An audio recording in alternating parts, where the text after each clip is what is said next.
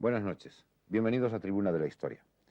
Hoy, en esta hora tan crítica de nuestra propia historia, de la historia de nuestra propia España, donde cada pueblo, cada región, cada nación de lo que componen este Estado español está tratando de encontrar y de buscar su identidad, vuelven otra vez a la palestra, vuelven a estar a la actualidad hitos históricos que algunas veces el tiempo nos los ha dado bastante mistificados, bastante mitificados también, bastante envueltos entre las sombras de la leyenda o entre los velos de la irrealidad, como puede ser el caso de los Reyes Católicos.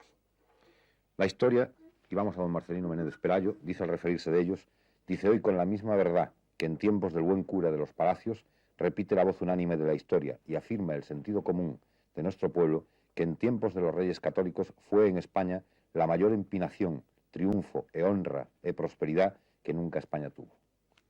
Los Reyes Católicos han llegado a nuestros días envueltos en muchas sombras, muchos misterios, muchas cosas que a lo mejor no eran así. Aquí llegó también una España que ellos hicieron por primera vez, el nombre de España como una sola nación, como un territorio bajo una única bandera, bajo un único escudo. Y sin embargo, esa era una España autonómica, como la vamos a ver ahora. Esa era una España que tenía sus propias raíces bien firmes, bien acrecentadas y que daban sus propios frutos, que el mismo rey era el encargado en hacer en que esos frutos florecieran. En el reinado de estos dos gigantes que fueron Isabel y Fernando, el tema de nuestra historia de hoy es la unidad de España, Isabel y Fernando, los Reyes Católicos y la unidad de España. En el reinado de estos dos gigantes, decíamos, hay hechos que una hora de programa, por supuesto, no es nada para poder tratarlos y no hace falta que se los citemos ahora. Pero vamos hoy a reflejar uno solo, a reflejar el tema de la unidad de España y los Reyes Católicos. Luego, sus muchas otras gestas pueden ser motivo de otros varios programas, porque lo merece el hecho.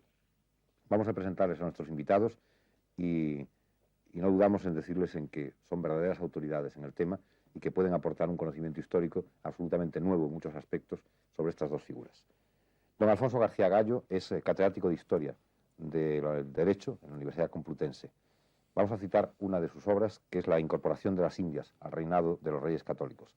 Don Alfonso es además académico de la Real Academia Española de Jurisprudencia. Don Carlos Corona Baratech es catedrático de Historia Moderna y Contemporánea en la Universidad de Zaragoza. Citemos una obra que está en preparación, que verá la luz felizmente pronto, esperamos, que es La crisis y afirmación de la unidad española. Don José Cepeda Adán, catedrático de Historia Moderna en la Complutense. Entre sus obras, El Estado en la época de los Reyes Católicos y La nobleza en la época de los Reyes Católicos. Y don Luis Suárez Fernández es catedrático de la Universidad Autónoma, catedrático de Historia Medieval, y ha preparado y ha impreso en Ediciones Universidad de Navarra una monumental Historia Universal. Vamos, como siempre, a centrar un poco el tema en unas imágenes para entrar inmediatamente en el coloquio.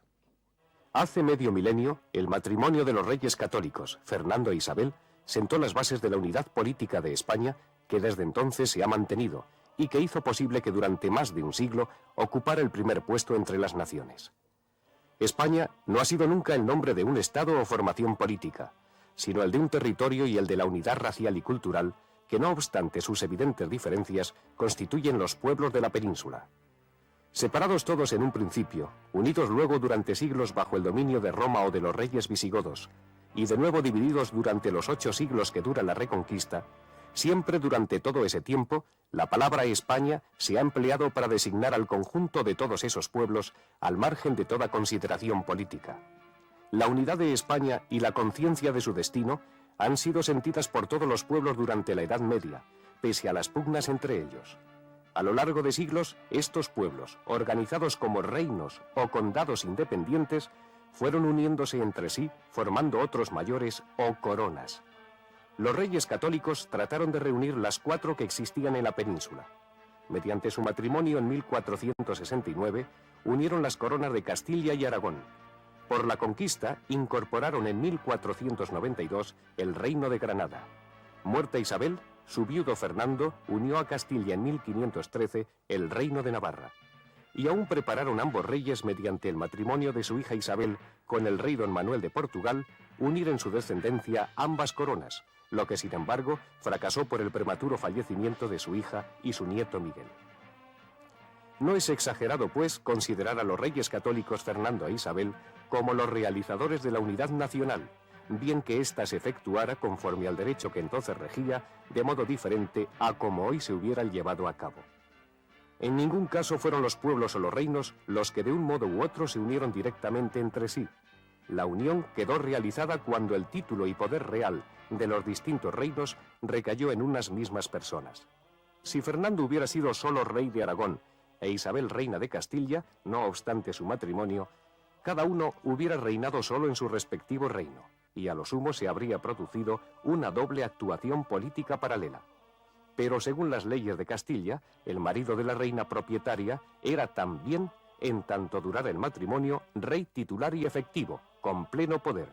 Y según las capitulaciones matrimoniales de Fernando e Isabel en 1469 y la Concordia de Segovia en 1474, con pleno poder igual al de la reina, ya Fernando actuase junto con ella o solo.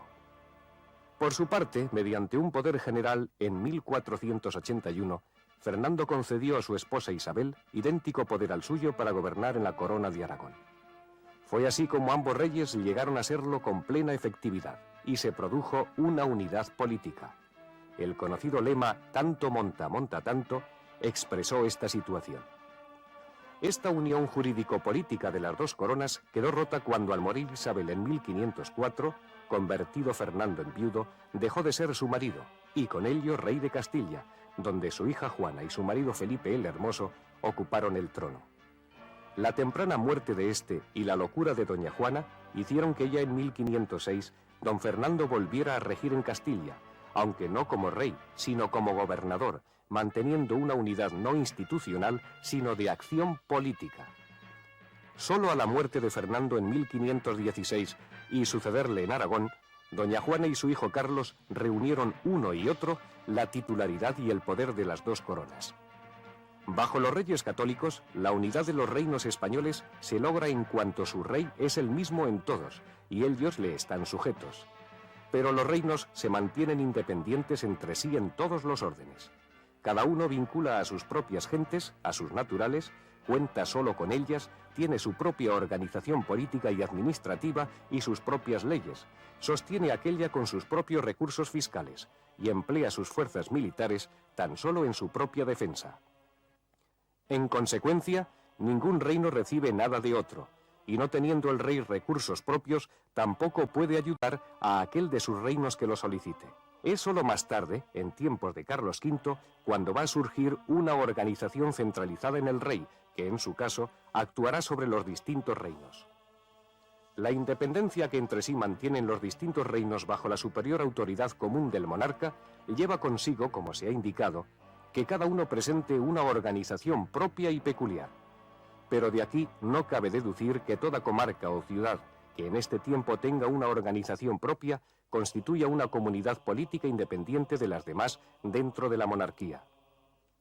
Así, por el carácter predominantemente rural de ciertas comarcas, se da en ellas un régimen peculiar de juntas al margen de los concejos, sin que la existencia del mismo suponga que se trate de comarcas independientes o autónomas políticamente. Hasta fines del siglo XVI, Teruel y Albarracín han tenido un régimen propio, sin que ello significara ser independientes de Aragón. Los fueros de Aragón rigen en la parte norte del Reino de Valencia, y hasta nuestros días ha llegado vivo en Cataluña el derecho especial de las comarcas de Gerona y Tortosa. La virtualidad de la unión llevada a cabo por los reyes católicos queda probada en su permanencia hasta comienzos del siglo XVIII. A partir de esta fecha, el fundamento de la unión y de la unidad nacional descansará en otras bases. Comencemos el coloquio, profesor García Gallo. ¿Qué era España en el momento de los Reyes Católicos? ¿Qué existía como nación en Europa? ¿Qué éramos entonces? Un conjunto de pueblos asentados en los límites geográficos de la península, con unas tradiciones de fecha inmediata muy distintas, distintas lenguas y culturas, y políticamente unos reinos independientes hasta este momento.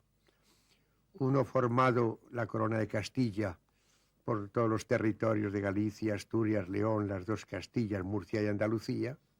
De otro lado, la Corona de Aragón, que reunía Aragón, Cataluña, Valencia y Mallorca, refiriéndonos simplemente a lo peninsular. la corona de Navarra, vinculada a territorios del más allá de los Pirineos, en el sur el reino moro de Granada y a occidente el reino de Portugal. De todos estos reinos, excepto Portugal, todos los restantes llegan a unirse en tiempo de los reyes católicos, o por lo menos todavía el reino de Navarra, si no en tiempo de los reyes, la reina Isabel había muerto, sí reinando Fernando el Católico. Entonces, todos estos territorios van a seguir en el futuro un derrotero común, está conseguida una unidad política, aunque en su aspecto estructural, en su organización, presenta unas características donde quizás sea difícil hablar de una unidad, puesto que cada uno de estos territorios conserva más que una autonomía, una independencia. Sin embargo, estrechamente unido todo ello en una tarea común. Convendría quizá, profesor Suárez, que nos definiera usted qué es un reino. ¿Qué se puede entender por reino? Los reinos en España, en general en la Edad Media Europea, se constituyen prácticamente en el siglo XIII y yo diría que tienen tres signos distintivos. Uno es un derecho, que es lo que el fuero de Castilla o el fuero de Navarra o los usages o el fuero de Aragón o el fuero de Valencia representan, que constituye la costumbre consolidada que afirma unos principios que todo el mundo acepta en común. Otro es las Cortes, que es el organismo legislativo que permite ir mejorando el fuero y enriqueciendo la capacidad legislativa, y un tercero es la corona. Cuando falta uno de estos tres elementos, entonces decimos que falta la contextura esencial del reino. Pues bien, los reyes católicos lo que hacen es unir la corona, manteniendo exactamente las otras dos instituciones en cada uno de los reinos constitutivos de la unidad española. ¿Les parece que entremos en un poco el análisis, aunque tenga que ser somero forzosamente, de la aportación de cada uno de los reinos a esa unidad de España? Por ejemplo, profesor Corona, ¿cuál ha sido la aportación de la corona de Aragón a la futura unidad de España?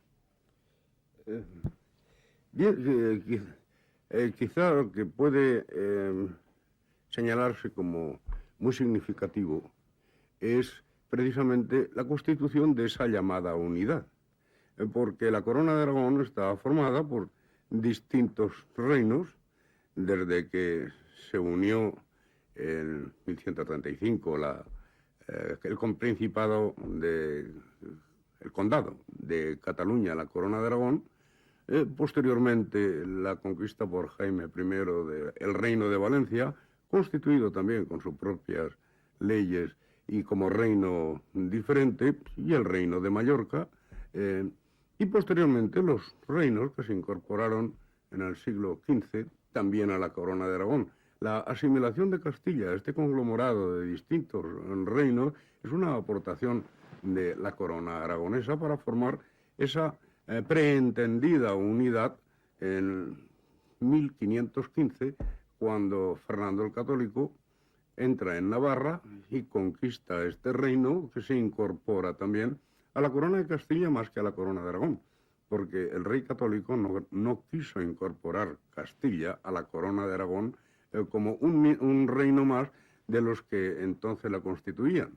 Las razones eran de carácter político, pero en fin, esto puede quedar para otra exposición. El hecho es que la corona de Aragón, por su conglomerado de reinos, aporta este sistema de reinos, el de Castilla con toda su extensión y el de Navarra, a la corona, que se constituye como figura que unifica la dirección política posterior de todos estos reinos en una proyección internacional. ¿Qué aporta Castilla, profesor Cepeda? Primero yo diría que aporta su territorialidad. Castilla era más extensa, muy rica en ese momento, superior, por supuesto, a los demás reinos periféricos, digo económicamente, no políticamente, que tenía su historia. Por otro lado, Castilla, desde el principio, desde su nacimiento, de los foramontanos del norte, cuando van avanzando, va teniendo la idea de reconstruir una unidad. Es decir, había existido un reino visigodo que se había perdido en un momento determinado, y sin entrar ahora en qué fecha aparece esa concepción unitaria, Castilla tenía la idea de una reconstrucción unitaria. Esa reconstrucción unitaria le va haciendo el ir haciendo una serie de tratados con los reinos posteriores para reconstruir la unidad. A esto hay que añadirlo también que a finales de la Edad Media aparece una familia, la familia de los Trastámaras, que tiene, asentada en Castilla, que tiene una vocación unitaria. No olvidemos que a finales de la Edad Media, y eso ha sido estudiado por varios historiadores, existe en cada territorio de Europa un centro que tiene la vocación unitaria. Sin vocación unitaria no hay cristalización de la nacionalidad. Entonces Castilla lo que hace, pero lo curioso es que Castilla piensa en esa unidad conservando y respetando las autonomías y la territorialidad que hay. Por otro lado, en ese momento Castilla tenía frente a ella el Reino de Granada, que había sido como un legado que tenía para realizar su unidad. Por consiguiente, la unidad española será con el matrimonio de los reyes, más terminando su propia reconquista, que es el Reino de Granada. Es decir, resumo pues, territorialidad, vocación histórica, unitaria, que lo ha tenido desde el principio por la reconstrucción de la unidad española. ¿Qué aporta Navarra, profesor Suárez? Navarra no podríamos decir que aporta, necesita ser aportada. El gran problema de Navarra es que de estos tres elementos a que antes me refería, tenía efectivamente el fuero y tenía efectivamente las cortes como instituciones jurídicas muy consolidadas. Pero en cambio la corona era muy débil. Era muy débil por unas circunstancias extrañas que habían hecho que desde mediados del siglo XIII, por eso el fuero prevé el caso de que el rey sea de extraño lenguaje y de extraño país, desde mediados del siglo XIII hay una serie de dinastías extranjeras. Entonces, salvo un periodo de alrededor de 40 años, que corresponde al reinado de Carlos III, Navarra se encuentra falta de un rey. Un rey que vive fuera, un rey que es al mismo tiempo o rey de Francia o vasallo del rey de Francia, y que por consiguiente tiene que hacerse representar por un lugarteniente. Entonces, el problema que se le plantea a Navarra en los últimos años del siglo XV y los primeros años del siglo XVI es cómo defender su identidad. Es indudable que para defender su identidad necesita una coronación institucional en la monarquía, en el rey. Y entonces viene la vacilación. Hay una parte de la población de Navarra, es todo lo que estamos llamando normalmente los beamonteses, y habría mucho que hablar en torno a este tema, que acaba pensando que la única salvación que tienen es que esa corona de Navarra sea detentada por el que ya es rey de Castilla y rey de la corona de Aragón. Ahora bien, lo que aporta el resto de España a Navarra es precisamente la defensa de esa identidad.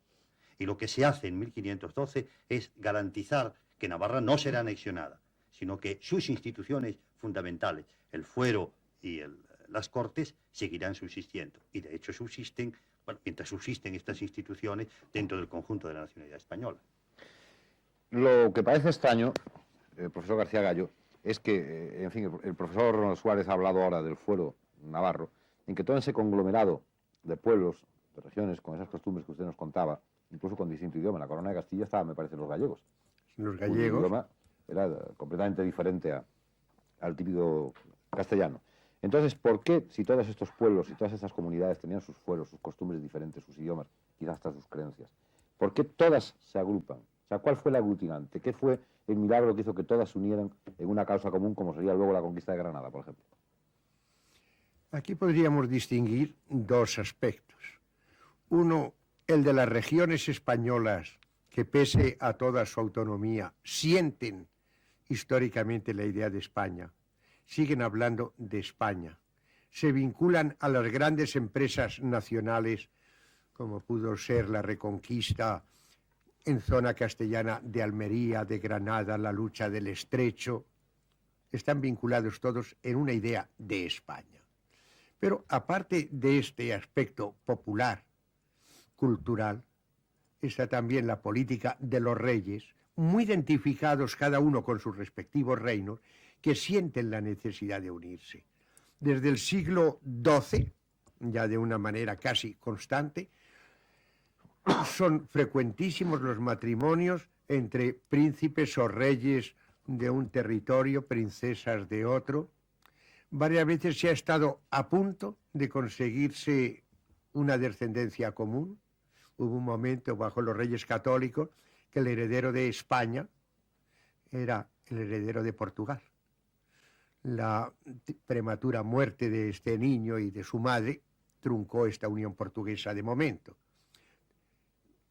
Hay por parte de los reyes el deseo de unir a los pueblos. Y los pueblos lo aceptan. Es posible que estos pueblos tomen sus garantías de no perder su identidad. Evidentemente, en esta unión hay una desproporción territorial. Geográficamente, Castilla es más de la mitad de España. En población, Castilla, pues, es muy superior, 2 o 3 veces cuando menos, aunque sea difícil calcular la población en estos tiempos, es quizá la población de Castilla 2 o 3 veces superior a la del resto, los restantes territorios. Entonces estos países sienten un poco el temor de ser absorbidos por la potencia geográfica, demográfica de Castilla. Ahora, los reyes han sabido interesar en empresas comunes estos pueblos, y por ejemplo, en una empresa netamente de la Corona de Aragón, como puede ser la conquista o la política en Nápoles, quienes toman una parte muy activa son los castellanos. Y los castellanos no solo como empresa del rey a través del gran capitán, etcétera, sino el pueblo castellano que va a las guerras de Nápoles. Los mismos que luego van a ir a América. Y habrá una proyección. Sí, sí, sí.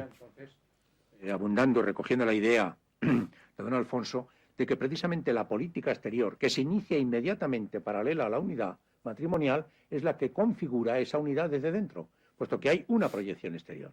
Entonces, castellanos, aragoneses y cualquiera de las regiones se sentía identificada con esa política exterior. Como además la política exterior de los Reyes Católicos, afortunadamente para ellos y bien programada, iba en las dos direcciones tradicionales, la castellana hacia el norte y la mediterránea de los aragoneses, al unificarse las dos, permite precisamente que desde dentro no haya fricción ninguna. Se sienten identificados con aquello.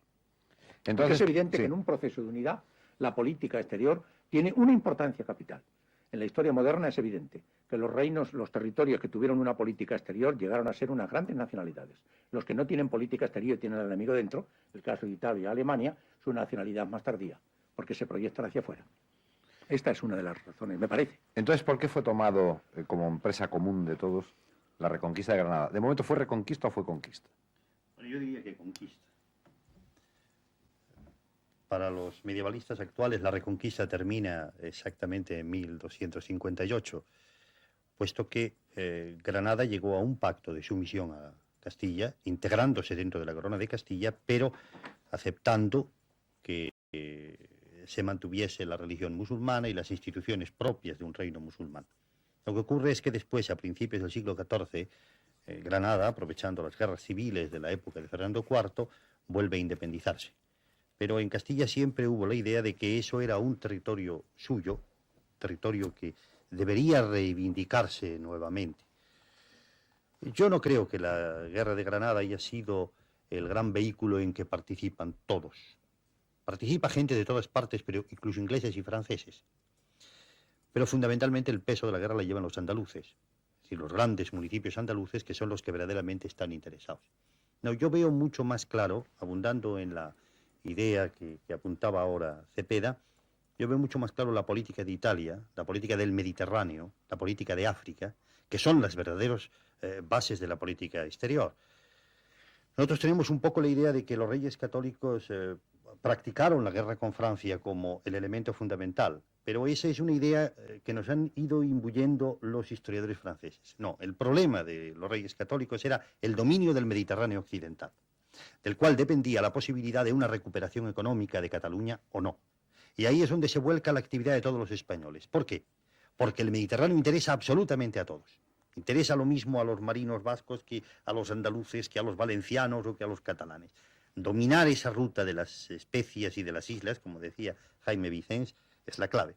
La cosa es tan importante que hay un aspecto, si me permite, que a veces que se olvida y sorprende a la gente.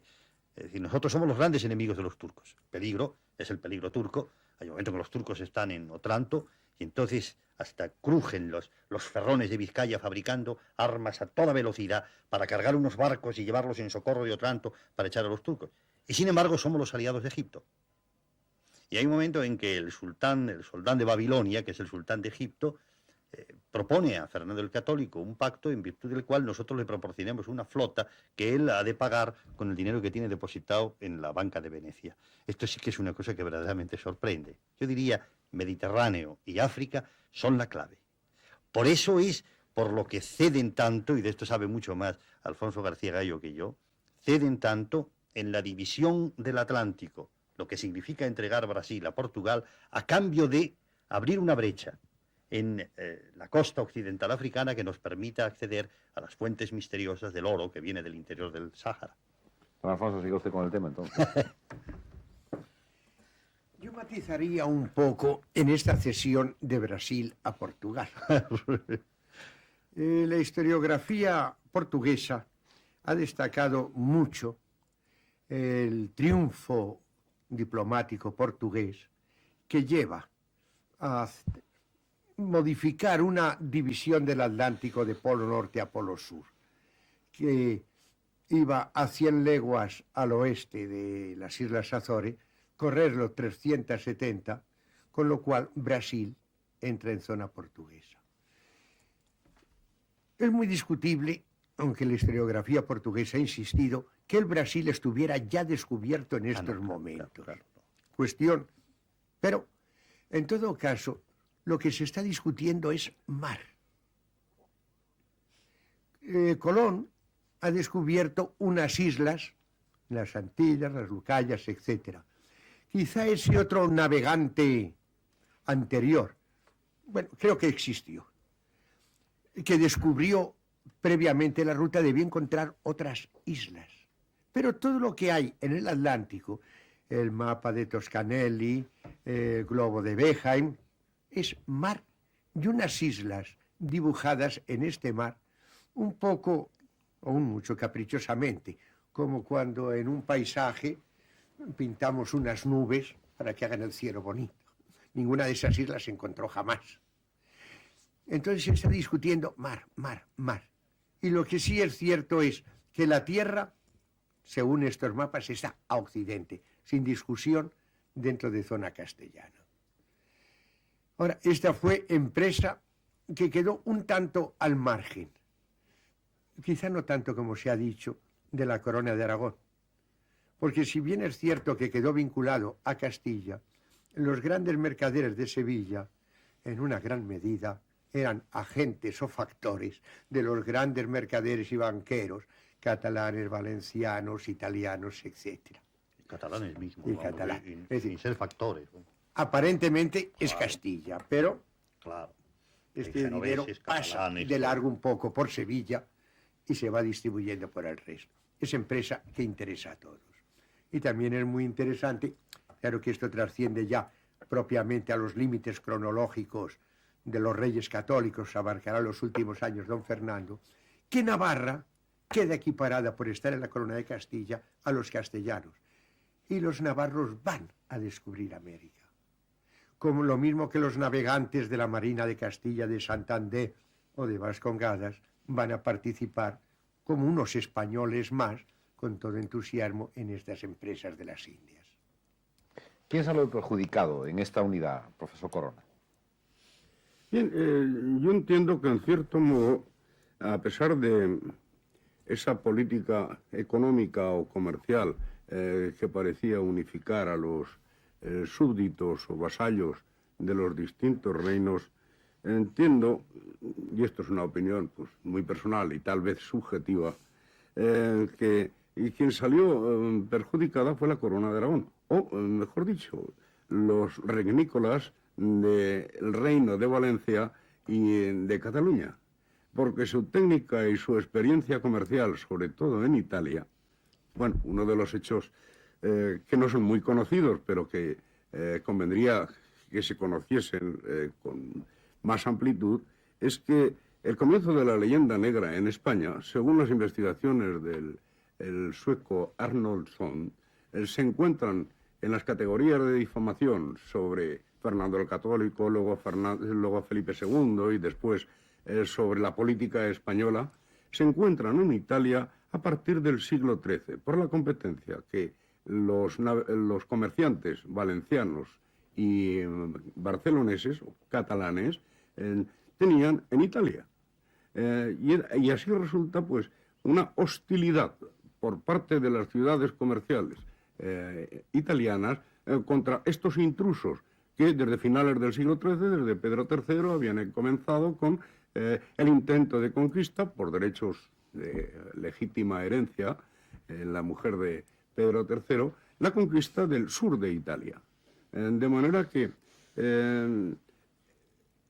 toda esta técnica de los comercial, en rivalidad con las ciudades comerciales catalanas, digo italianas quiero decir, toda esta técnica no fue aprovechada por Castilla para el comercio con ultramar y el comercio con el norte.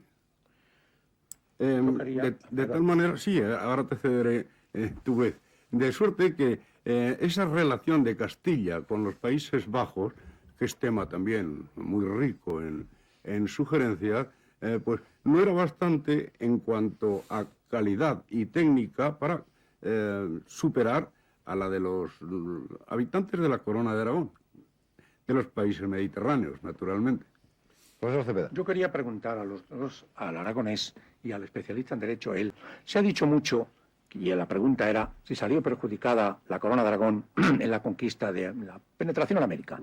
Pero realmente no fue que los aragoneses y catalanes, la Corona de Aragón no tuvo especial interés en la participación, que precisamente su expansión, su proyección mediterránea le hizo estarse ahí, y que solamente a partir del 18, cuando la crisis del Mediterráneo es muy fuerte, piden la entrada en aquello. Es decir, que no fue, por consiguiente, una política, pregunto, una política deliberada de Castilla, de aislar a la Corona de Aragón, a los rennícolas de América, sino que fueron los propios, precisamente la importancia que tenía, tradicional, económica, la famosa diagonal insular del Mediterráneo, lo que mantuvo a los mediterráneos allí, sin presionar sobre la Corona para entrar en Castilla. Quiero además abundar en lo que dice el doctor Cepeda, porque en las investigaciones que yo he hecho sobre el siglo XVIII encuentro, por datos obtenidos de los registros parroquiales de Buenos Aires, una cantidad de apellidos catalanes considerable. Porque si bien Felipe II entendió que debían participar también los súbditos de la Corona de Aragón, y la nobleza sí que participó en cargos de gobierno y de administración, realmente la emigración, digamos, popular de los súbditos de la Corona de Aragón no comienza hasta realizarse la verdadera unificación política y administrativa de España con Felipe V. Y es a partir de entonces cuando hay una considerable emigración de catalanes, de apellidos catalanes, que se fijan en Buenos Aires y que contribuyen a la considerable prosperidad de esta zona.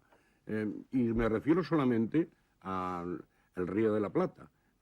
No tengo datos precisos, pero pueden suponerse de otras zonas de los virreinatos americanos. Es lo mismo que con los italianos. Los italianos comienzan a ir a poblar como colonos el territorio de Hispanoamérica gracias a Carlos III, que como rey que había sido de Nápoles con el título de Carlos VIII, pues sintió una especial ternura hacia sus antiguos súbditos y les permitió la emigración a las Indias.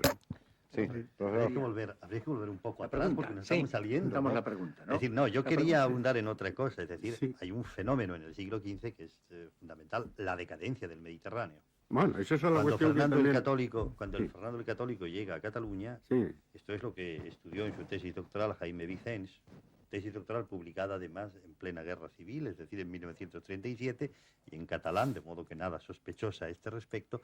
Lo que encuentra Fernando el Católico es un país absolutamente arruinado, con una deuda pública que va creciendo de tal manera que los ingresos ordinarios ya no sirven ni para pagar los intereses. Entonces, una de las grandes contribuciones de la unidad española es conseguir precisamente ese fenómeno del redrés de Cataluña. Lo que ocurre es que ya era tarde para intentar montar un gran sistema económico en el Mediterráneo, porque el Mediterráneo se estaba muriendo.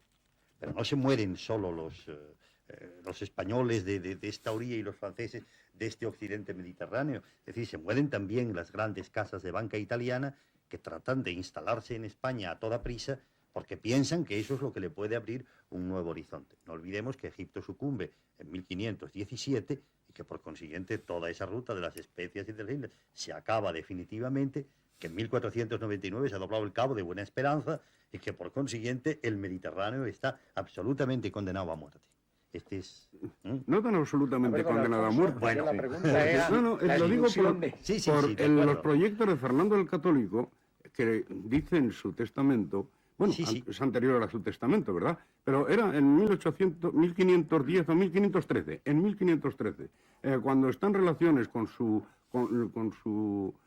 contendiente en Italia, Maximiliano de Austria, Sí, sí, sí. que proponía la división de la corona Sí, sí, sí. española, dando a Fernando una parte y a Sí, sí, y a estamos de Carlos otra parte. Fernando el Católico entendía que era necesario que Carlos tuviera, junto con los reinos más ricos de la península, los territorios del imperio para conquistar Turquía. Bueno, la Turquía que De acuerdo. había ingresado, se había De acuerdo. apoderado del Mediterráneo Oriental y formar así un imperio muy extenso, eliminando a los turcos, que eran los que causaban el hundimiento Eso es, económico del exactamente. Mediterráneo. Bueno, vamos a no Bien. diluirnos. Sí. La pregunta es Por favor, esta. don Alfonso. ¿Por qué fue excluida Aragón de América? Esa es la pregunta que yo hacía. Esta pregunta tiene un aspecto jurídico, un aspecto sociológico. No tenemos una información de la época que nos diga por qué. La corona de Aragón estuvo interesada en América y en lo que fue el Atlántico antes de América. Es bien sabido que a mediados del siglo XIV, en una fecha todavía muy temprana, fueron mallorquines, catalanes, los que iniciaron la evangelización y colonización de las Canarias. Es decir, el primer salto hacia el Atlántico surgió no de Castilla, sino de la corona de Aragón. Luego esto fue quedándose atrás. La corona de Aragón se vuelca en esa política mediterránea. Castilla, en cambio, se tiene que hacer cargo de las Canarias porque la colonización normanda ha fracasado y Castilla se ve embarcada en una política atlántica, que será la que irá a América. Jurídicamente, cuando Colón descubre América y se presenta de una forma muy curiosa, la primera noticia de que ha descubierto tierras no se la da a sus reyes, sino a aquel rey que no le hizo caso, a Juan II de Portugal. Le dice, vengo de descubrir, y le dice el rey de Portugal, esas tierras me pertenecen, en virtud de una capitulación con los reyes de Castilla. Ya forzosamente la discusión diplomática se va a ver planteada en torno a esta capitulación, que es el Tratado de las Alcáçovas, tratado entre Castilla y Portugal.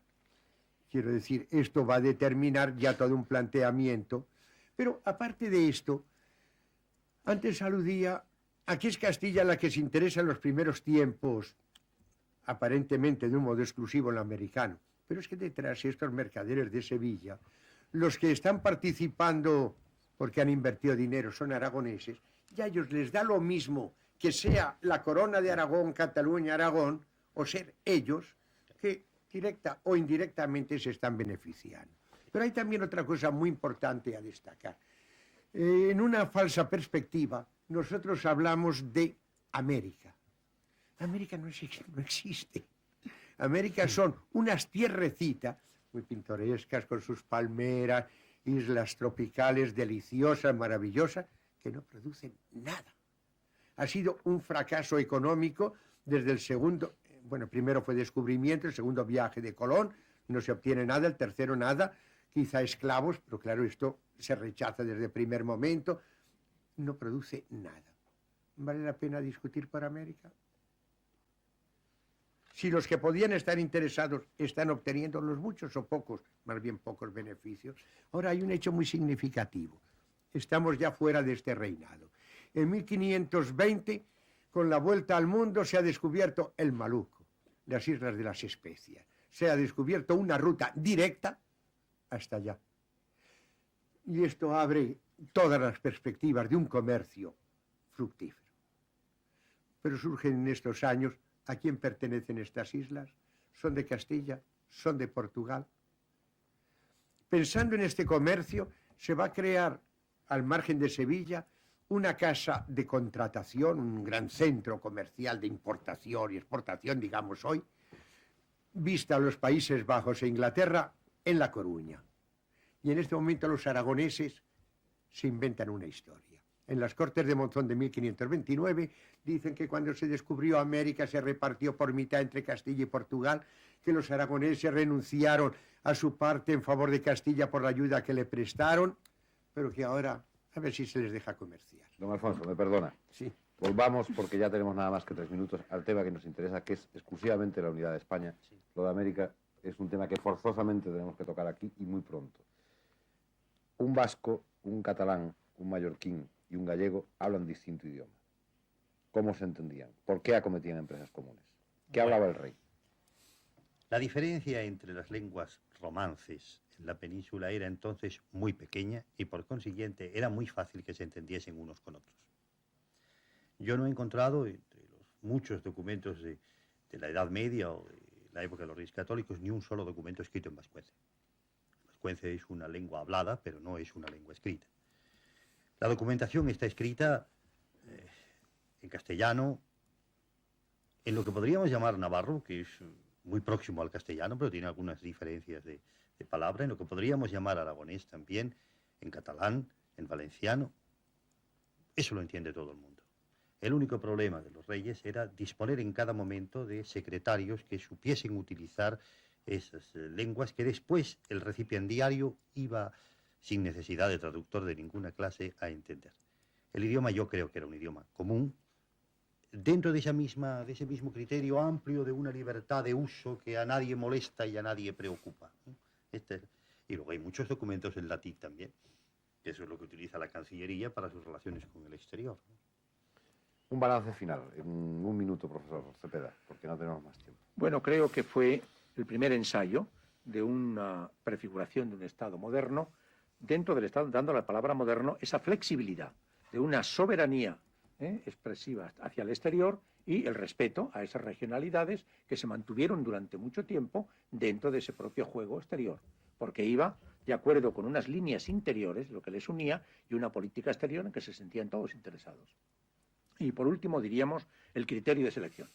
Pudieron crear un plantel de funcionarios que fueron capaces de ir dando forma y realidad a una transición desde un medievalismo a la modernidad, conservando lo que era conservable y solamente creando aquellas instituciones que eran necesarias en los sucedáneos, con unos funcionarios especiales, por aquello que ese Estado moderno es tan flexible y tan poderoso que puede mantenerse durante el XVI a pesar de todas las grandes dificultades. Tenemos 30 segundos, don Alfonso. ¿De verdad Isabel y Fernando tanto monta tanto? En efecto, tuvieron a gala que todo lo que se hiciera por uno con independencia o por los dos juntos fuera obra común. Lo mismo el tomar al asalto un castillo por el rey, lo tomaron los reyes, que el dar a luz la reina, los reyes fueron los que dieron a luz. Eso de tanto monta. Es una anécdota. Eso es un error garrafal, vamos. Pero es tanto monta, que significa en castellano antiguo da lo mismo. Sí. Porque es el lema del nudo gordiano, que le propone Nebrija a Fernando el Católico, que quien deshaga el nudo será dueño del mundo. Entonces Alejandro Magno, en la expresión castellana del siglo XV, con la espada, corta el nudo y dice, tanto monta, da lo mismo. Lo otro han sido añadidos del siglo XIX y, por cierto, muy mal gusto. Bien, nada más. El tiempo se ha terminado y ha pasado brevemente, fugazmente, por este espacio de la historia, la figura de los reyes católicos, la figura de Isabel, la figura de Fernando, en un tema concreto, como ha sido la unidad de España, que luego quedan muchas otras cosas de su reinado, de ese punto tan brillante de nuestra historia, que forzosamente tendremos que traer aquí. Digamos otra vez lo que dice don Marcelino Menéndez Pelayo: lo que de la Edad Media destruyeron ellos, destruido quedó para siempre. Las instituciones que ellos plantearon o reformaron han permanecido en pie hasta los albores de nuestro siglo. Muchas de ellas no han sucumbido por consunción. Fue necesario la muerte violenta para que pudieran fenecer. Y ahí está la unidad de España, que supo acometer, cualquiera que fueran sus costumbres, sus usos, sus creencias y sus idiomas, las empresas comunes que la corona les proponía. Muchas gracias, señores, y a ustedes por la atención que nos han prestado. Buenas noches.